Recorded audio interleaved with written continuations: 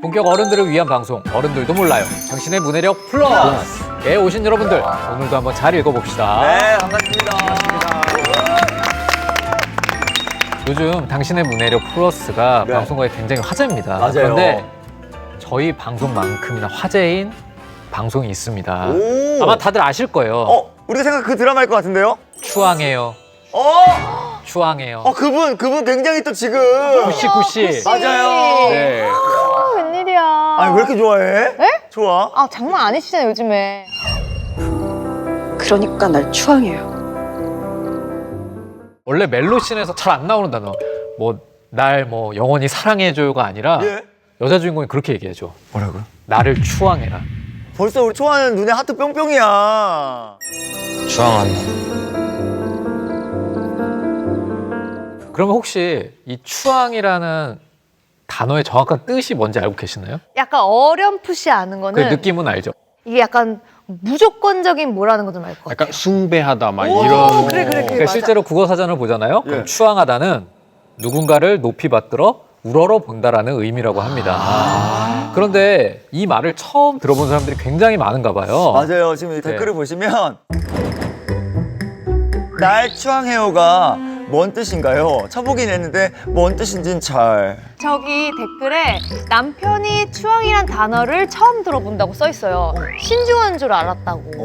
네. 근데 저는 사실 추앙이란 단어도 그렇고 평소에 잘 안 쓰는 단어잖아요. 근데 이런 거를 꼭 어려운 단어를 꼭 써야 되는 건지 그래, 잘 맞아. 이해가 안 가요. 그래서 오늘 그걸 알려줄 두 분을 특별히 모셨습니다. 네. 이화여대 국어교육과 서혁 교수님입니다. 네, 안녕하세요. 반갑습니다. 그리고 광희 씨가 굉장히 긴장해야 된다고 그러더라고요. 왜? 원주 EBS의 터줏대감 중학 국어 인기 강사이신 강용철 선생님이 나와주셨습니다. 안녕하세요. 반갑습니다. 반갑습니다. 학교와 EBS에서 국어 강의하고 있는 강용철입니다. 반갑습니다. 야. 사실 당신의 문해력 시즌 1 때부터 10대들의 어휘력 문제가 큰 관심을 모았었는데 현장에서 느끼시는 게 굉장히 많으실 것 같아요. 맞아. 네, 아무래도 10대들의 그 어휘력에 대한 얘기를 제가 열심히 봤는데요. 상어빵꾸가 뭐야, 얘들아? 몰라요. 얘들아, 가재가 뭐야? 혹시 아는 사람? 대한민국의 국어교사의 한 명으로서 좀 마음이 무거운 건 사실이었습니다. 제가 수업 중에 한 학생이 시련은 있어도 실패는 없다라고 적었는데 네. 실연이라고 적었더라고요. 저는 이 학생이 이성교제하다가 실패했구나 생각해서 맞아. 네, 그래서 마음이 안 좋겠구나 헤어졌어 그랬더니 아니 아닌데요 이렇게 얘기하는 거예요. 그래서 이걸 왜 이렇게 썼지 그랬더니 아니 선생님 그 시련 있잖아요. 그 좀 어렵고 힘든 거 이런 거 이렇게 얘기를 근데 하더라고요. 네. 시련 어렵고 힘든 게 맞죠? 네, 맞는데 그럴 수 있지만 맞춤법이나 표기의 문제만이 아니라 어휘가 가진 기본적인 뜻을 혼동하는 친구들이 굉장히 많습니다. 저도 사실 그 앞에 추앙해요, 날 추앙해요 이 보면서 소름이 끼쳤어요, 사실은. 왜요? 그래서 오죽하면 저런 말을 주인공이 쓸까? 그러면서 그 주인공이 지금까지 살아온 모든 것이 거기에 담겨 있다는 느낌이 들었거든요. 예. 나중에 눈물이 이렇게 아주 진짜요? 그렁그렁 할 정도로 감수성이 풍부하시다. 그 단어가 저한테 주는 그 느낌 인상은 한 일주일 갔어요, 정말. 진짜? 왜 그랬을까? 저 주인공이 이렇게 그 드라마를 보면서 이 사실은 이 단어 추앙의 의미를 정확히 모르면 그 감동을 느낄 수 없거든요. 맞아요. 네. 실제로 국립국어원 조사에 따르면 국민의 89%가 신문이나 TV에 나오는 말의 의미를 몰라서 네. 곤란했던 경험이 있다고 답을 했고요. 심지어 2015년에 예. 이런 일이 자주 있다고 답변한 사람이 5.6%였는데 2020년에 무려 36.3%가 그렇다고 대답을 했대요. 그러니까 점점 어휘를 모르는 사람들의 비율이 늘어났다고 볼 수 있겠죠? 야, 네. 이렇게 많이 늘어날 수 있는 거예요, 진짜로? 놀랍죠? 5년 만에. 네. 저희 당신의 문해력 플러스에서 어려운 말이 제일 많이 나와요. 맞아. 그렇죠? 맞아요. 사실 뭔가 이렇게 드라마나 예능 같은 데서 어려운 단어 나오면 이해 못하면 그냥 넘기거든요. 맞아요. 그래서 과연 우리나라 성인들의 어휘력 수준이 예. 어느 정도인지 실태 파악을 한번 했는데 네. EBS하고 여기 옆에 계시는 서혁 교수님 연구진이 성인 어휘 능력 검사를 개발을 했다고 합니다. 오. 근데 온라인 공개 하루 만에 예? 무려 13만 명이 응시했고요. 오! 녹화날 현재 기준으로 20만 명이 응시할 정도로 폭발적인 진짜 관심을 많이 받고 받네. 있다고 합니다. 우와, 대박! 이거 장난 아니다. 저도 알아요. 예. 이거 진짜 그 주변에 있는 사람들도 이거를 풀으면서 자기가 이제 얼마 점수가 나왔다라는 거를 SNS에서 이렇게 공개하는 것들을 봤어요, 저도. 야. 네.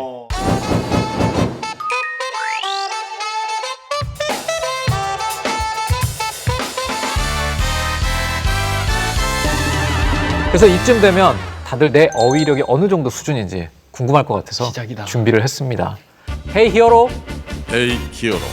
문제가 남느냐 내가 남느냐 성인 어휘력 고사에 오신 분들을 환영합니다. 네. 반갑습니다. 어쩔 수 없이 박수 치죠 또 저희. 예. 네, 카메라 돌리기 오늘은 때문에. 특별히 여러분의 어휘력을 테스트해보려 합니다. 이번 문제는 20만 명이 응시한 성인 어휘 능력 검사 문제의 일부입니다. 오늘 테스트를 통해 여러분의 어휘력 수준이 어느 정도인지 확인할 수 있는 시간이 될 텐데요. 다들 자신 있습니까? 네, 좋습니다. 그럼 큰 기대를 안고 첫 번째 문제 드립니다. 네. 성인 어휘 능력 검사 1번 문제입니다. 다음 문장 중 밑줄 친 단어의 쓰임이 적절하지 않은 것을 고르세요. 1번 한여름에 한방 눈이 내릴 가능성은 만무하다. 2번 직장 내 불합리한 소통 구조를 시정하다. 3번 그 사람은 성격이 무기력하고 수태하다. 4번 지성인의 행동은 교양과 양심에 의거한다. 적절하지 않은 것을 골라주세요. 저는 모르겠다. 1, 2번은 좀 알 것 같은데 3, 4번은 어떤 뜻인지 모르겠네요. 네, 그죠. 저도 수태하다는 처음 들어보는 단어입니다. 저도요. 네. 3. 네. 네. 자, 갑니다. 하나, 둘, 셋. 자, 저는 두 개를 선택했습니다. 3, 4번이요? 예. 3, 4번. 전 4번이요. 4번? 전 3번. 3번, 3번. 네. 오, 3, 4번이에요, 선생님. 지금. 교수님, 여기 혹시 정답을 맞힌 사람이 있을까요? 예, 있습니다. 어머! 뭐요? 단어의 쓰임이 적절하지 않은 문장은 3번 수태하다가 들어간 문장입니다. 와우. 웬일이야. 근데 저는 솔직히 고백을 하자면 예. 1, 2, 4번은 아는 단어였어요. 아, 그렇죠. 그래서 모르는 단어가 수태하다 하나밖에 없어서 찍은 거거든요. 수태하다가 무슨 뜻이에요? 좀 어려워. 수태하다. 네, 그 수태하다가. 수태하다의 뜻을 좀 말씀드리면 이제 아이라든가 동물의 새끼를 베다라는 뜻이라고 할 수가 있어요. 그러니까 뭐 수태한 암컷이라고 하면 뭐 새끼를 벤 암컷 이렇게 볼 수가 있는 거죠. 지금 3번을 보면은 굉장히 이상한 뜻이 되죠. 3번 보시면 그 사람은 성격이 무기력하고 수태하다. 그 사람은 성격이 무기력하고 아기를 뱄다. 뭐 이런 뜻이 되니까 애기 되면 호르몬 때문에 약간 무기력할 수도 있지. 저희 언니가 임신 중이거든요. 이런 지자도 있습니다. 네, 참고로. 그러면서 이제 다음에 가는 게 이거죠. 문제가 잘못된 거 아니에요, 선생님? 그럼 이제 나가자 이렇게 얘기를 하는 건데. 저희가 어휘 등급을 A, B, C, D 이렇게 4등급으로 나눴어요. 근데 여기서 A 등급은 중학교 3학년까지의 교과 과정을 마치면 청소년들이 알아야 되는 그런 정도. 지금 제시된 단어들은 이제 그 A 등급 쉬운 단어들에 들어갑니다. A 등급은 가장 쉬운 단어들입니다. 그러니까 이게 뭐 A 등급 어휘라면 이번 문제는 거의 사실은 뭐랄까 연습 문제 같은 비슷한 거잖아요. 아니, 그런 근데- 느낌인 거잖아요. 아, 말도 안 돼. 근데 그 태가 우리 언니가 수태했어. 약간 이렇게 얘기 안 하는데 이게 어떻게 쉬운 단어? 근데 그게 네. 제작진이 알려줬는데 네. 동물병원에 가면 이런 단어를 많이 볼 수 있대요.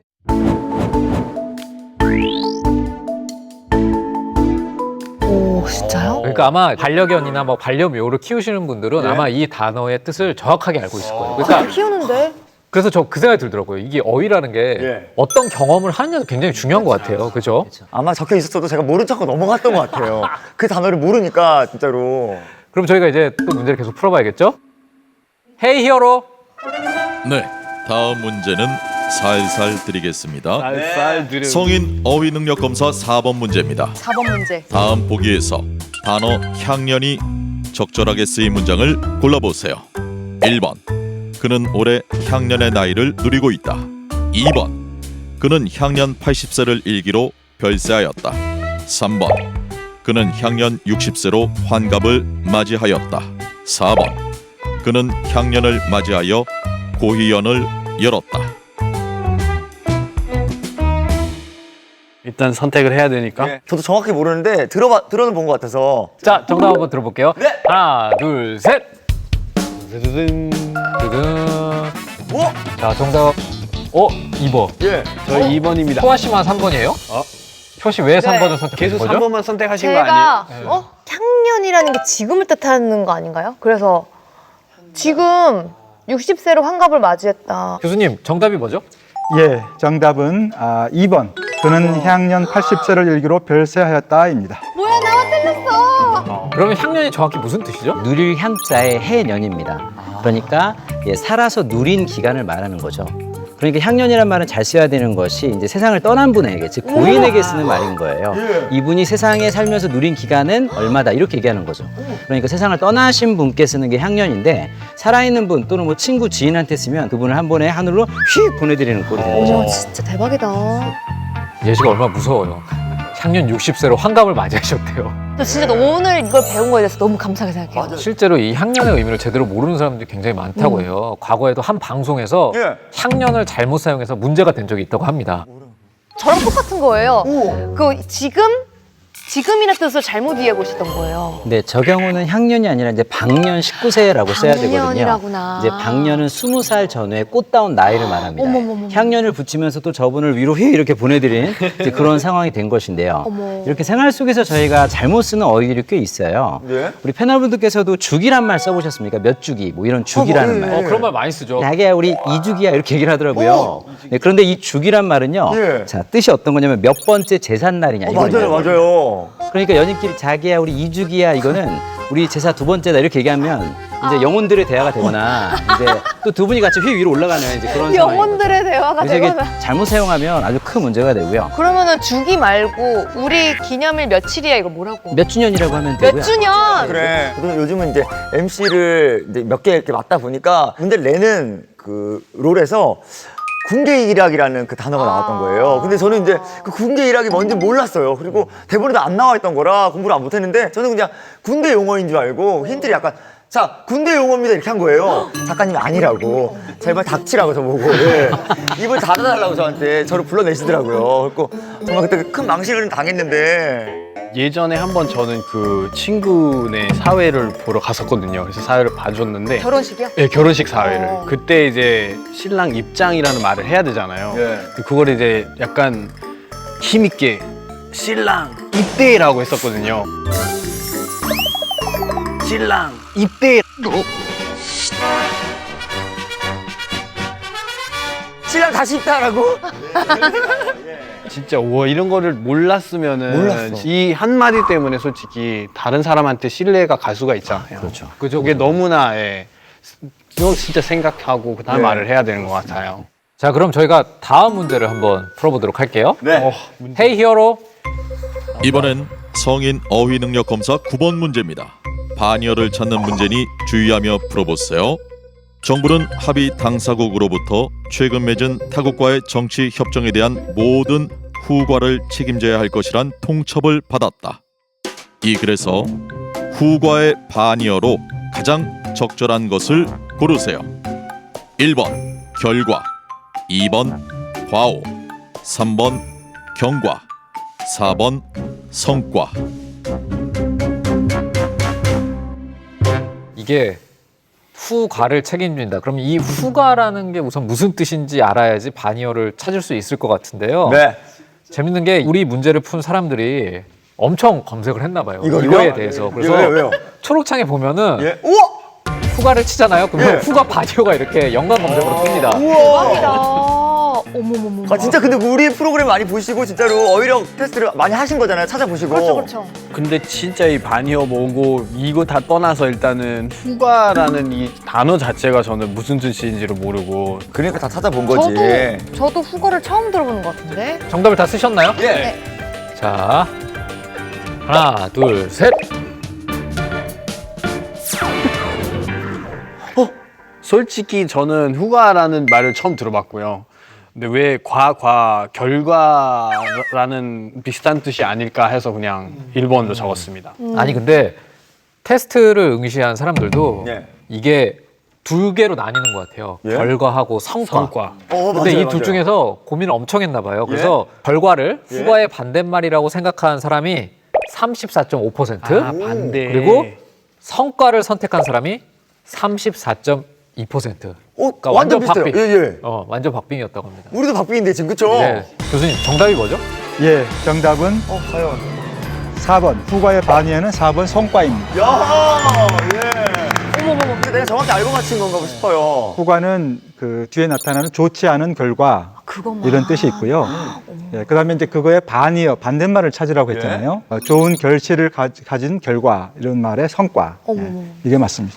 정부는 합의 당사국으로부터 최근 맺은 타국과의 정치 협정에 대한 모든 결과를 책임져야 할 것이라는 통지를 받았다. 이렇게 쓴다고 하면은 틀린 말인가요? 틀린 말은 아닌데 이제 정확하게 좋지 않은 결과라고 하는 게 상당히 위협적인 의미가 담겨 있는 거잖아요.